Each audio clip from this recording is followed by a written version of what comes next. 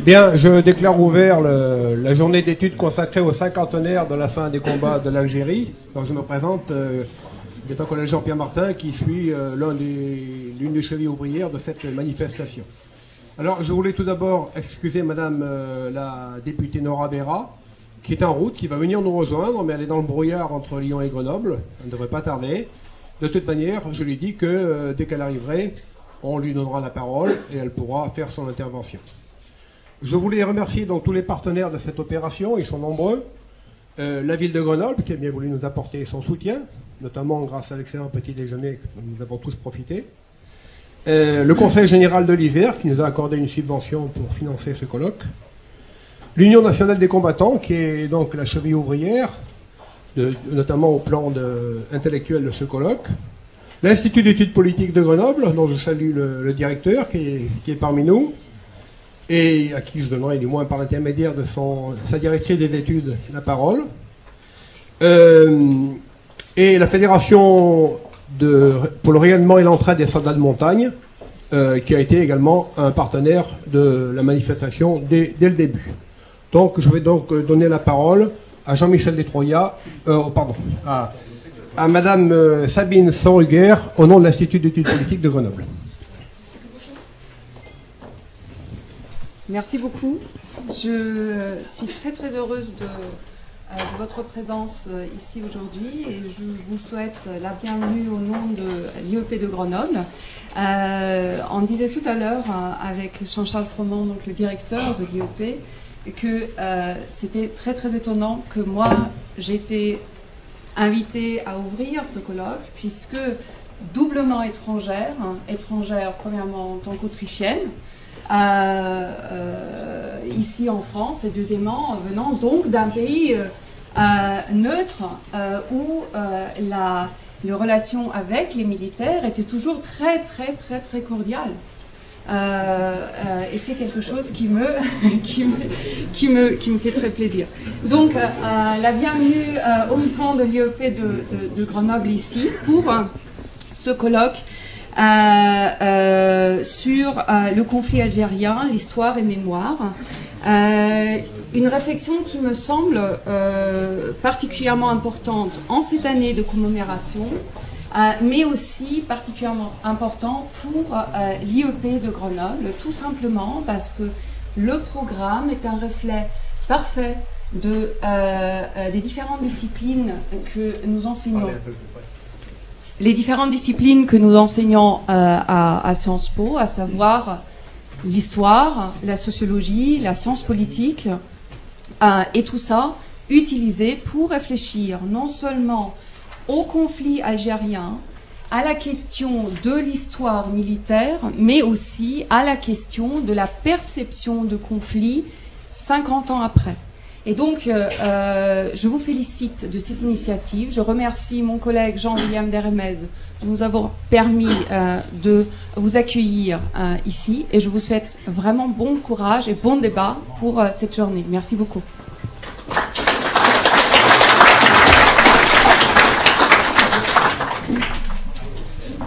Merci Madame la directrice.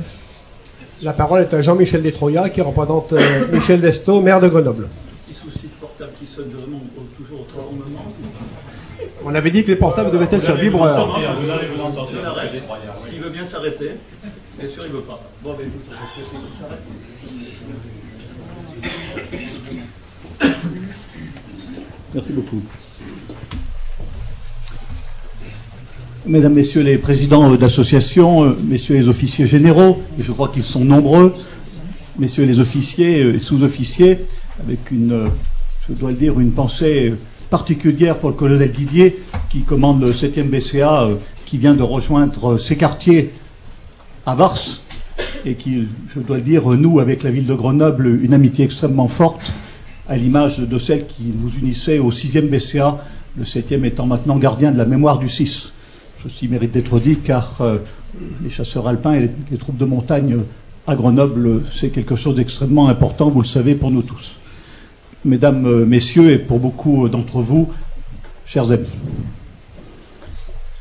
s'il était besoin de dire que ce colloque va être une réussite, avant même d'avoir assisté au débat, l'assistance nombreuse des étudiants qui sont maintenant dans les travées, mais beaucoup ont réussi quand même à s'asseoir, c'est dire que, mon colonel, vous avez réussi d'ores et déjà votre pari. Je ne suis pas tout seul. Oui, bien sûr. Vous et ceux qui vous entourent, vous avez reçu d'ores et déjà votre pari. C'est vrai que cette année 2012 aura été marquée par l'Algérie. En ce qui me concerne, et très rapidement, j'ai assisté aux côtés du maire de Grenoble et nous avions travaillé avec la FNACA sur l'ensemble des commémorations du 19 mars. J'ai pu donc, aux côtés de tous ces soldats, constater aussi ce double ressenti qui était le leur, à la fois bien sûr la fierté d'avoir servi leur pays, aussi un sentiment d'inquiétude, avons-nous fait œuvre utile ou non, mais ce colloque y répondra. C'est vrai que le 19 mars, je suis ressorti de cette journée avec ce sentiment très partagé, de gens fiers, de gens qui se sont battus parce qu'il fallait qu'ils le fassent, parce que leur pays leur demandait de le faire, qui se sont battus aussi pour une certaine forme de liberté, mais qui se posaient quand même la question, était-ce bien utile, et surtout, avons-nous eu la reconnaissance que nous devions avoir? À cette journée du 19 mars a très logiquement suivi celle du 5 juillet. 5 juillet, cette fois, nous étions aux côtés du consulat d'Algérie, qui bien évidemment commémorait, lui, le 50e anniversaire de l'indépendance de son pays. Je dois dire que le consul d'Algérie l'a fait avec beaucoup d'intelligence, ne voulant pas ici parler d'une victoire militaire, d'ailleurs qui n'existe pas, nous le savons bien, ceux qui connaissent l'histoire, mais tendant plutôt à orienter cette journée du 5 juillet comme la volonté de manifester l'amitié qui s'est développée et qui s'affirme entre la France et l'Algérie, et plus précisément entre les Français et les Algériens. C'est ainsi qu'il a organisé un certain nombre de manifestations. Oui, ça se complique. Il a organisé un certain nombre de manifestations et il a aussi tenté, et je crois qu'il y est arrivé, à mettre en valeur la culture de l'Algérie, son développement économique et social et ce qu'elle a pu accomplir comme parcours depuis 50 ans. Puis nous avons les moments qui sont moins agréables ou plus tristes pour certains. À cette deuxième journée a succédé le 50e anniversaire. Bien sûr, c'est chaque année que nous avons cette journée mémorielle pour les harkis. Chaque année, il y a cette journée mémorielle, mais cette année, c'était le 50e anniversaire. Et le représentant des harkis a manifesté encore avec plus de dignité et plus de tristesse que d'habitude ce sentiment qu'il a, d'avoir été, lui et ses congénères, d'avoir été des laissés pour compte. Et c'est vrai que cette journée mémorielle des harkis a été un moment difficile, empreint de beaucoup de tristesse, de gens qui viennent chaque année dire nous avons des droits, qu'il nous est extrêmement difficile à faire reconnaître. Nous y parvenons progressivement et doucement, mais même au bout de 50 ans, nous n'y sommes pas encore arrivés. Et c'est une journée donc toujours compliquée. Et il y a un mal-être, je dois le dire, évident. Lorsqu'on est face aux harkis, en tout cas, il y a un mal-être que nous ressentons très nombreux, et j'en fais partie, à penser ce qui a pu se passer. Moi, je tiens à vous dire, je suis né à Saint-Marcelin, pas très loin d'ici. Il se trouve qu'à côté de Saint-Marcelin, il y a la ville de Roibon, la petite commune de Roibon. Il y avait un camp pour les harkis. À l'époque, j'avais 7 ans. Et à 7 ans, effectivement, j'ai vu aussi ce que c'était que ces camps entourés de grillages et de gens qui étaient dans un semi-internement. À 7 ans, ça marque beaucoup les esprits, ça m'a beaucoup marqué l'esprit. Et je tiens à dire que j'espère, et je le dis ici avec beaucoup de solennité, j'espère que les harkis verront enfin un jour reconnaître leurs droits entièrement, comme ceci aurait dû être le cas depuis bien bien longtemps. Puis nous avons, il y a maintenant très peu de jours, c'était fin octobre, ouvert un autre colloque, une autre exposition au musée de l'ancien musée de peinture, à la Rampe, avec la Maison des Rapatriés. La Maison des Rapatriés, son président et toute l'équipe qui l'entoure ont fait un travail mémoriel considérable sur l'Algérie française de 1830 à 1962, orienté sur tout ce qui a pu être réalisé, et un travail bien évidemment qui est lui tout à fait empreint de nostalgie. On fait l'honneur de me demander d'ouvrir cette exposition. Je leur ai dit, je crois qu'il faut voir les choses à deux niveaux. Il y a bien sûr la nostalgie évidente que l'on peut comprendre, et la détresse humaine que l'on peut comprendre. J'ai parmi mes plus proches des pieds noirs.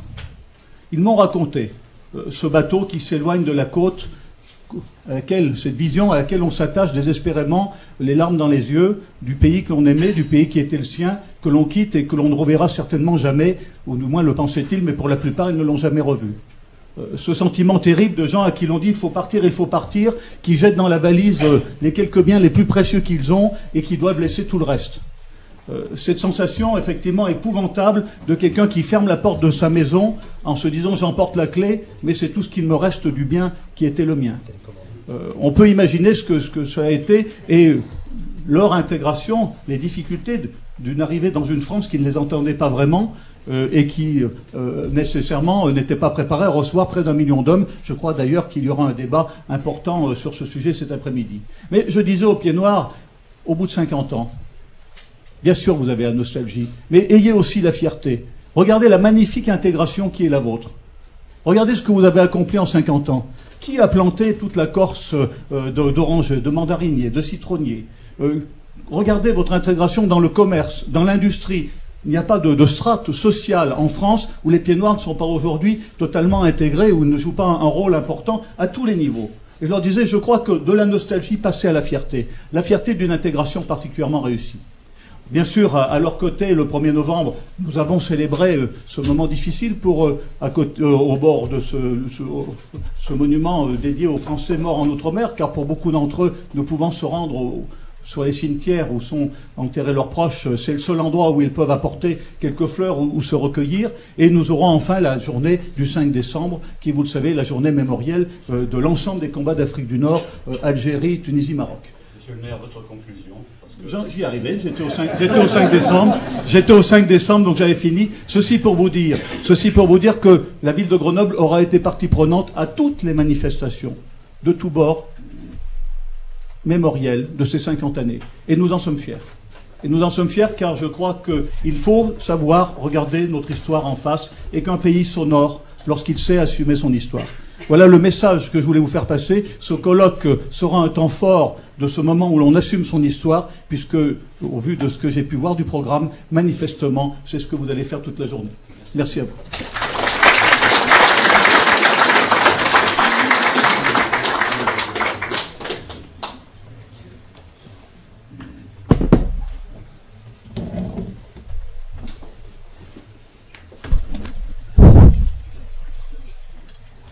Merci, monsieur le maire. Donc, nous allons dérouler ce colloque qui, en fait, comporte 3 parties dans le temps. Ce matin, nous allons évoquer l'histoire militaire du conflit avec 6 intervenants. En début d'après-midi, nous parlerons des déchirures liées au conflit. Et nous terminerons l'après-midi par la mémoire du conflit et ses transmissions. Alors, le premier intervenant est le général Jean Kervizik, qui est président de l'Union nationale des combattants, dont je vais dire quelques mots. Vous avez commencé